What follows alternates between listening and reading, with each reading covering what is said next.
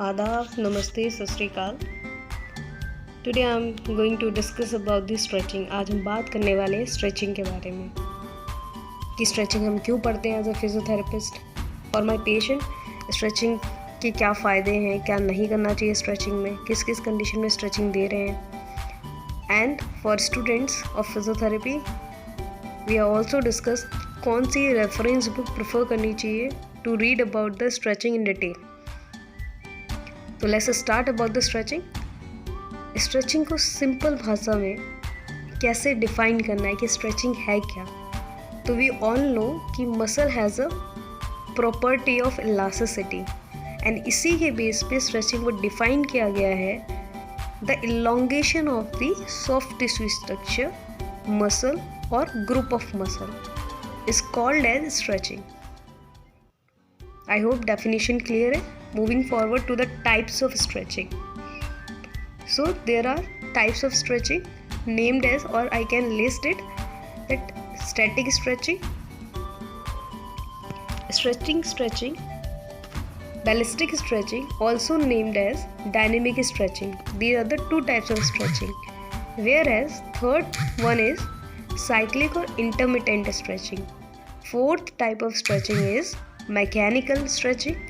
Manual stretching is the fifth type of stretching, and sixth type of stretching is self stretching. Active stretching is the seventh type, and eighth type is passive stretching.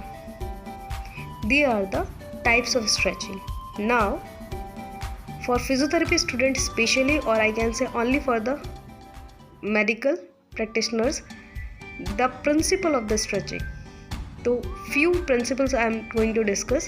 The listing as alignment, approximation, speed, duration, intensity and type. We have to focus about these principles कि हम इस दूसरे joint, जिस joint की या जिस area की हम स्ट्रेचिंग दे रहे हैं उसको स्टेबल करना, किस ड्यूरेशन टाइम पीरियड के लिए दे रहे हैं, किस इंटेंसिटी से दे रहे हैं, क्या फोर्स दे रहे हैं, किस स्पीड में दे रहे हैं, ये हमें ध्यान रखने हैं और फॉलो करने इन प्रिंसिपल्स को ड्यूरिंग गिविंग और doing the stretching. Now moving forward about the contraindications and indications, and in other words for the patients or for the general I can say what is the don'ts of the stretching or do's of the stretchings, कि क्या हमें stretching में नहीं करना चाहिए, किन किन condition में स्ट्रेचिंग नहीं देनी चाहिए और किन किन कंडीशन पे हम दे सकते हैं। So first we are going to discuss about the dos और contraindications about the stretchings. Open wounds is the main contraindication. पहला कॉन्ट्राइंडिकेशन है ओपन वुंड्स, खुले घाव नहीं होने चाहिए, कोई रिसेंट इंजरी नहीं होनी चाहिए, कोई रिसेंट फ्रैक्चर नहीं होना चाहिए, हाल ही फ़िलहाल कोई फ्रैक्चर हुआ, हाल ही फ़िलहाल कोई चोट लगी हो, आप उन कंडीशंस में स्ट्रेचिंग नहीं देंगे। फीवर नहीं होना चाहिए, high grade fever. If body has increase the temperature तो आप उस कंडीशन में स्ट्रेचिंग नहीं देंगे। In medical we can see pyrexia is the contraindication of the stretching.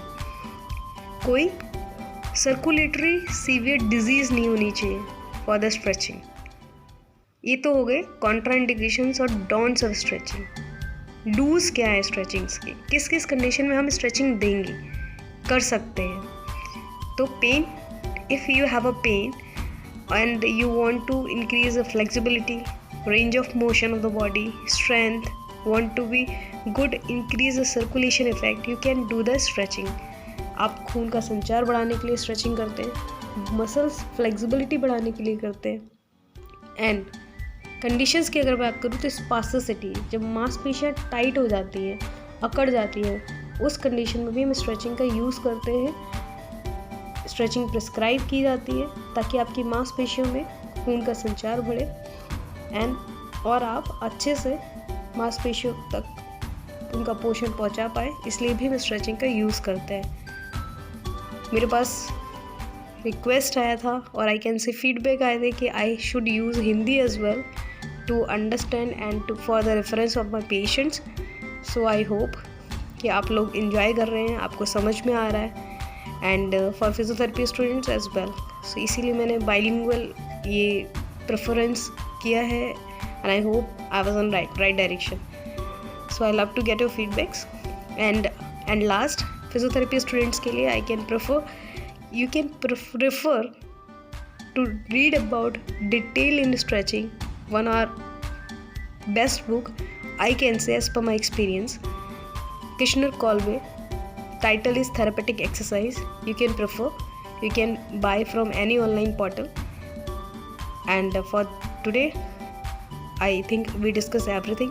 Whatever if left, please enlighten me. I'll definitely cover in upcoming videos. Thank you. Have a nice day.